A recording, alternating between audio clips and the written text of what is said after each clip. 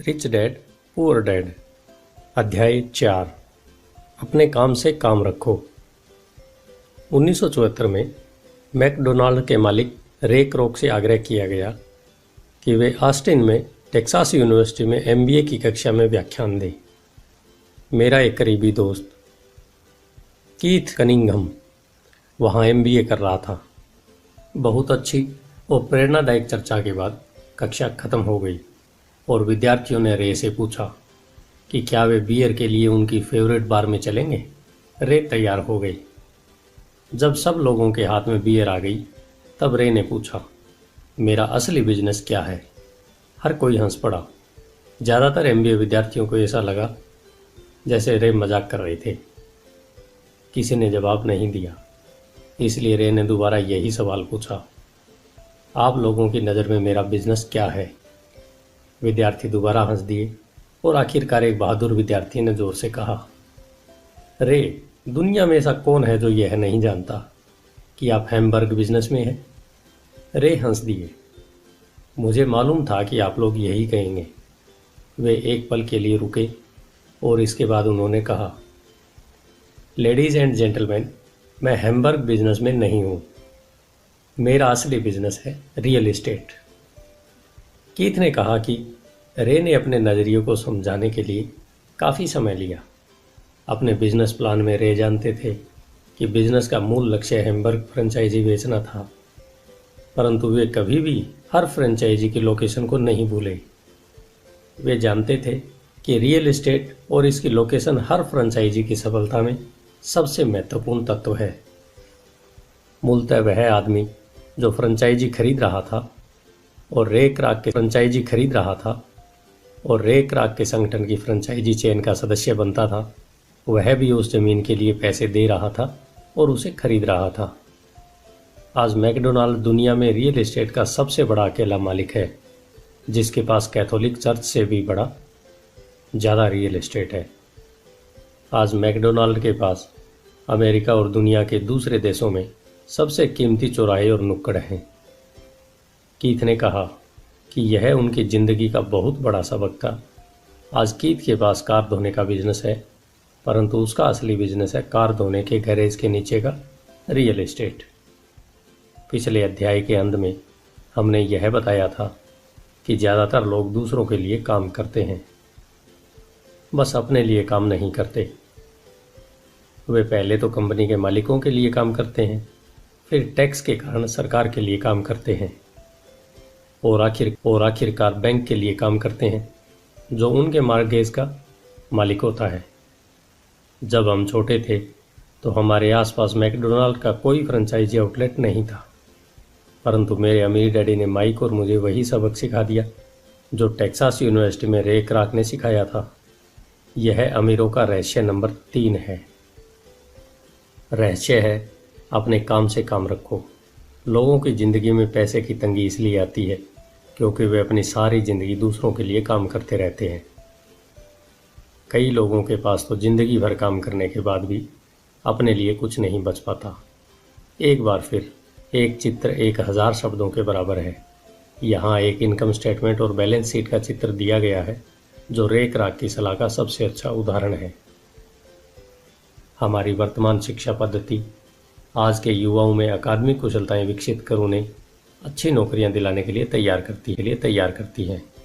उनकी ज़िंदगी उनकी तनख्वाहों के चारों तरफ घूमती है, या जैसा पहले बताया जा चुका है, उनकी आमदनी वाले कॉलम के चारों तरफ और ज़्यादा अकादमिक कुशलताओं को विकसित करने के बाद वे अपनी व्यावसायिक योग्यताओं को बढ़ाने के लिए और उनसे शिक्षा हासिल करते हैं।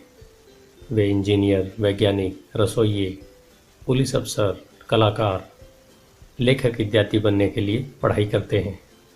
उनकी व्यावसायिक योग्यताएं उन्हें काम करने और पैसा कमाने का मौका देती हैं, परंतु ध्यान रहे, वे पैसे के लिए काम करते हैं। आपके प्रोफेशन और आपके बिजनेस में बहुत बड़ा अंतर है। मैं अक्सर लोगों से पूछता हूँ, आपका बिजनेस क्या है, और वे कहते हैं, मैं एक बैंकर हूँ।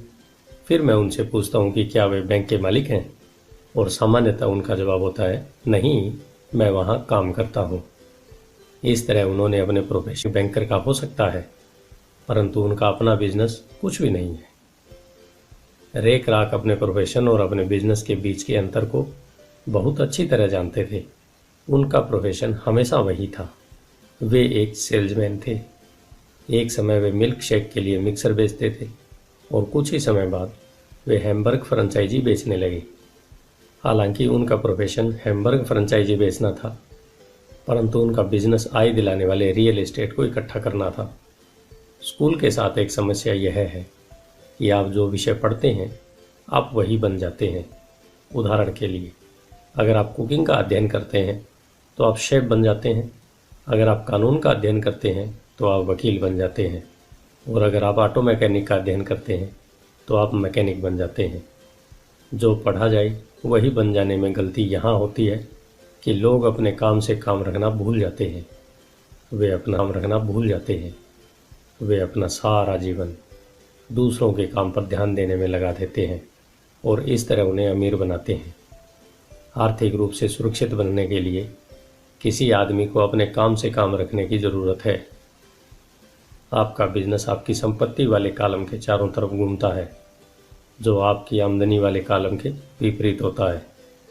जैसा पहले बताया जा चुका है, नंबर 1 नियम यह जानना है कि संपत्ति और दायित्व के बीच अंतर होता है और इसलिए हमें संपत्ति ही खरीदना चाहिए। अमीर लोग अपने संपत्ति वाले कॉलम पर ध्यान देते हैं, जबकि बाकी सभी लोग अपने इनकम स्टेटमेंट पर ध्यान देते हैं। इसलिए हमें यह बहुत सुनने में आता है, मुझे ज़्यादा तनख्वाह की ज़रूरत है, काश कि मुझे प्रमोशन मिल जाए, मैं एक बार फिर स्कूल जाकर कुछ और प्रशिक्षण लेने वाला हूँ ताकि मैं बेहतर नौकरी पा सकूँ, मैं ओवर टाइम कर, शायद मुझे कोई पार्ट टाइम काम मिल जाए, मैं 2 सप्ताह में नौकरी छोड़ रहा हूँ, मुझे एक नई नौकरी मिल गई है जिसमें तनख्वाह ज़्यादा है। कई समूहों में ये समझदारी के विचार हैं, परंतु अगर आप रेख राख की बात समझ लेते हैं तो ऐसा करके आप अपने काम से काम नहीं रख रहे हैं। ये सभी विचार अपना पूरा ध्यान आमदनी वाले कॉलम पर केंद्रित किए हुए हैं, और अगर अतिरिक्त धन का उपयोग आमदनी बढ़ाने वाली संपत्तियों को खरीदने में किया जाता है तभी वह आदमी आर्थिक रूप से सुरक्षित हो सकता है। गरीब और मध्यम वर्ग के ज़्यादातर लोग पुरातनपंथी होते हैं, यानी मैं जोखिम नहीं उठा सकता, यानी कि उनका आर्थिक आधार नहीं होता। वे अपनी नौकरियों से चिपके रहते हैं, वे खेल को सुरक्षित तरीके से खेलते हैं। जब कंपनियों का आकार छोटा होने लगा तो लाखों करोड़ों लोगों को पता चला कि जिसे वे अपनी सबसे बड़ी संपत्ति मानते थे, यानी कि उनका घर, वह उन्हें जिंदा मार रहा है। उनकी घर नामक संपत्ति हर माह उनकी जेब से पैसे निकलवा रही है। उनकी कार, उनकी दूसरी संपत्ति उन्हें जिंदा मार रही थी। गैरेज में रखे $1000 में खरीदे गए उनके गोल्फ क्लब अब $1000 के नहीं रह गई थी। नौकरी की सुरक्षा न होने के कारण अब उनके पास जीवन यापन का कोई आधार नहीं बचा था। उनके विचार में जो संपत्तियां थी, पैसे के संकट के समय में वे उनकी कुछ भी मदद नहीं कर सकती थी। मैं यह मानकर चल रहा हूँ कि हम में से ज़्यादातर ने मकान खरीदने या कार खरीदने के लिए बैंकर से लोन के लिए आवेदन फार्म भरा है। नेटवर्थ खंड पर नज़र डालना हमेशा रोचक रहता है। यह रोचक इसलिए होता है क्योंकि इससे हम जान पाते हैं कि बैंकिंग और अकाउंटिंग में किन चीज़ों को संपत्तियां माना जाता है। एक दिन मेरी माली हालत बहुत अच्छी नहीं लग रही थी, इसलिए मैंने अपने नए गोल्फ क्लब, मेरे आर्ट कलेक्शन, पुस्तकें, स्टीरियो, टेलीविज़न, अरमानी सूट्स, कलाई घड़ियाँ, जूते और दीगर चीज़ों को संपत्ति वाले कॉलम में दिखा दिया। मेरे लोन के आवेदन को अस्वीकार कर दिया गया क्योंकि मेरा बहुत ज़्यादा निवेश रियल एस्टेट में था। लोन कमेटी को यह पसंद नहीं आया कि मैं अपार्टमेंट हाउसेस से इतने ज़्यादा पैसे कमा रहा था। वे यह जानना चाहते थे मेरे पास एक सामान्य नौकरी क्यों नहीं है जिसमें वेतन मिलता हो। उन्होंने मेरे अरमानी सूट्स, गोल्फ क्लब या आर्ट कलेक्शन के बारे में कोई सवाल नहीं किए। ज़िंदगी कई बार कठिन हो जाती है जब आप स्टैंडर्ड प्रोफाइल में फिट नहीं होते। मैं हर बार चौंक जाता हूँ जब मैं किसी को यह कहते हुए सुनता हूँ कि उनकी नेटवर्थ $10 लाख है या $1 लाख है या ऐसा ही कोई और आंकड़ा। नेटवर्थ के सटीक न होने का एक खास कारण यह है कि जिस पल आप अपनी संपत्तियों को बेचना शुरू करते हैं, आपकी प्राप्तियों पर टैक्स चुकाना पड़ता है। इतने सारे लोग अपने आप को पैसे के इस गहरे संकट में डाल देते हैं। जब उनकी आमदनी कम हो जाती है, पैसा जुटाने के लिए वे अपनी संपत्तियां बेचते हैं। पहले तो उनकी व्यक्तिगत संपत्तियां सामान्यतः उस मूल्य से बहुत कम में बिकती है जो उनकी बैलेंस शीट में दिखाया गया है, या अगर संपत्तियों को बेचने से कोई फ़ायदा होता है तो उस पर टैक्स लगा दिया जाता है। तो एक बार फिर सरकार फ़ायदे में से अपना हिस्सा ले लेती है और इस तरह कर्ज से उबरने के लिए जुटाई जाने वाली रकम को कम कर देती है। अपने काम से काम रखना शुरू कर दें। दिन में नौकरी को करते रहें, परंतु अपनी संपत्तियों को खरीदना भी चालू कर दें। ऐसे दायित्वों या व्यक्तिगत से बचें जिनकी कीमत एक बार घर लाने पर कम हो जाए। आप जिस क्षण एक नई कार को शोरूम से बाहर निकाल कर ले आते हैं, उसकी कीमत 25% कम हो जाती है। यह सच्ची संपत्ति नहीं है, हालांकि आपके बैंकर भी इसे संपत्ति मानते हैं। मेरा $400 का नया टाइटेनियम ड्राइवर खरीदे के कुछ ही मिनटों बाद $150 मूल्य का हो गया था। वयस्कों के लिए यही सही है कि वे अपने खर्च कम कर लें, अपने दायित्वों को घटा लें और मेहनत से ठोस संपत्तियों का आधार बना लें। उन युवा लोगों को जिन्होंने अभी घर नहीं छोड़ा है, यह सिखाया जाना चाहिए कि संपत्ति और दायित्व के बीच क्या फ़र्क होता है। घर छोड़ने से पहले ही उन्हें संपत्ति वाले कॉलम को बनाने की प्रेरणा दी जानी चाहिए। इसके पहले कि वे घर छोड़ें, शादी करें, घर खरीदें, बच्चे पैदा करें, खतरनाक आर्थिक स्थिति में फंसे, नौकरी को कसकर पकड़े रहें और हर चीज़ को उधार खरीदें। मैं बहुत सारे युवा दंपतियों को देखता हूँ जो शादी कर लेते हैं और अपने आप को एक ऐसे जाल में फंसा लेते हैं जिससे वे अपनी नौकरी के बहुत सालों तक कर्ज से बाहर नहीं निकल पाते। जब आखिरी बच्चा घर छोड़कर चला जाता है, तब ज़्यादातर लोगों को यह एहसास होता है कि उन्होंने रिटायरमेंट की पर्याप्त तैयारी नहीं की है और वे थोड़ा पैसा अलग रखना शुरू कर देते हैं। फिर उनके अपने मम्मी डैडी बीमार हो जाते हैं और उन पर नई जिम्मेदारियां आ जाती हैं। मैं तो आपको या आपके बच्चों को किस तरह की संपत्तियों के संग्रहण की प्रेरणा दे रहा हूँ। मेरी दुनिया में असली संपत्तियाँ कई तरह की होती हैं। नंबर 1, ऐसी बिजनेस जिसमें मेरे होने की ज़रूरत न हो। मैं उनका मालिक ज़रूर हूँ, परंतु उन्हें दूसरे लोग चलाते हैं। अगर मुझे लिस्ट वहाँ काम करना पड़े तो यह बिजनेस नहीं होगा, यह मेरी नौकरी होगी। Number 2, stock. Number 3, bond. Number 4, mutual fund. Number 5, आमदनी देने वाला real estate. Number 6, notes IOU। Number 7, बौद्धिक संपदा जैसे संगीत, पटकथा, पेटेंट इत्यादि से मिलने वाली रॉयल्टी। नंबर 8, और ऐसी हर चीज़ जो कीमती है, जो आमदनी देती है और जिसका मूल्य बढ़ जाता है और जिसका बाजार तैयार है। जब मैं छोटा था तब मेरे पढ़े लिखे डैडी ने मुझे एक सुरक्षित नौकरी ढूंढने की सलाह दी। दूसरी तरफ मेरे अमीर डैडी ने मुझे ऐसी संपत्तियों को इकट्ठा करने की सलाह दी जिन्हें मैं पसंद करता था। अगर तुम उन्हें पसंद नहीं करते होगे तो तुम इसका ध्यान नहीं रख पाओगे। मैं रियल एस्टेट इसलिए इकट्ठा करता हूँ क्योंकि मुझे इमारतों और ज़मीन से प्यार है। मैं उनके लिए शॉपिंग करना भी पसंद करता हूँ। मैं सारा दिन उन्हें निहार सकता हूँ। जब समस्याएं होती हैं तो वे उतनी बुरी नहीं होती कि उनके कारण रियल एस्टेट के लिए मेरा प्यार कम हो जाए। ऐसे लोग जो रियल एस्टेट से नफ़रत करते हैं, उन्हें इसे नहीं खरीदना चाहिए। मुझे छोटी कंपनियों के स्टॉक से भी प्रेम है, खासकर नई कंपनियों के स्टॉक से। इसका कारण यह है कि मैं एंटरप्रेन्योर हूँ, न कि कोई कॉरपोरेट व्यक्ति। अपने शुरुआती सालों में मैं बड़े संगठनों में काम कर चुका हूँ, जैसे कैलिफोर्निया के स्टैंडर्ड में, US मरीन कॉर्प्स और जेरॉक्स कॉरपोरेशन में। मैंने इन संगठनों में बिताए समय का मज़ा लिया और मेरे पास कई सुखद यादें हैं, परंतु भीतर से मैं कंपनी में काम करने वाला आदमी नहीं हूँ। मुझे कंपनी चालू करना अच्छा लगता है, परंतु उन्हें चलाना मुझे उतना अच्छा नहीं लगता। इसलिए मिलता हूँ, वह भी सामान्यतः छोटी कंपनियों के होते हैं और कई बार तो मैं कंपनी चालू करता हूँ और उसे सार्वजनिक बना देता हूँ। नए स्टॉक के शेयर में कीमत चमक सकती है और मुझे यह खेल पसंद है। कई लोग कम पूंजी वाली कंपनियों से डरते हैं और उन्हें खतरनाक कहते हैं, और वे खतरनाक हैं भी।